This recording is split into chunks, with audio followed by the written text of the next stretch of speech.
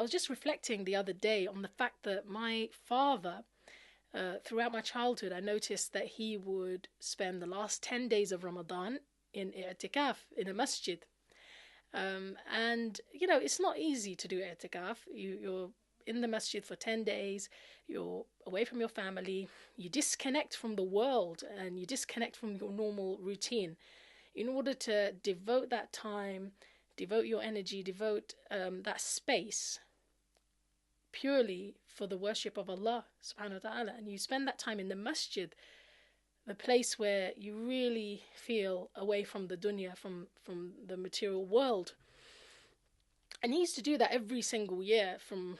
when he was a teenager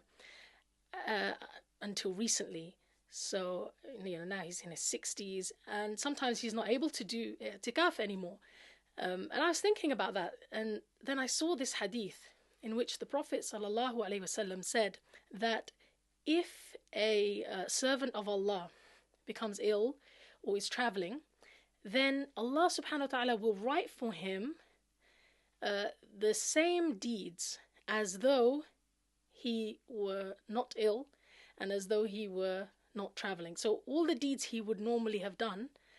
if he wasn't ill and if he wasn't traveling, Allah subhanahu wa ta'ala will write those down as good deeds for him. Subhanallah, what an amazing message. So what I realized is all those years my father had spent doing i'tikaf and all the good things that he was able to do, now that due to health, due to older age, there were certain things he couldn't do as much of, it was okay because Allah subhanahu wa ta'ala had seen him do it in his youth, and so now he would continue to get that reward even though he wasn't spending that time in the masjid. I think from that we learn, brothers and sisters, that we really need to take benefit of 5 before 5, as the Prophet ﷺ told us to,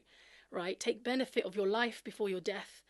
your health before your sickness, your free time before you are preoccupied, your youth before your old age, and your wealth before your poverty. I wanted to give that message to you so that all of us, myself included, would really make the most of our youth, make the most of these years when we find it easy to worship Allah, so that one day, if the day comes when we can no longer do the things that we used to do, we'll continue to get the reward.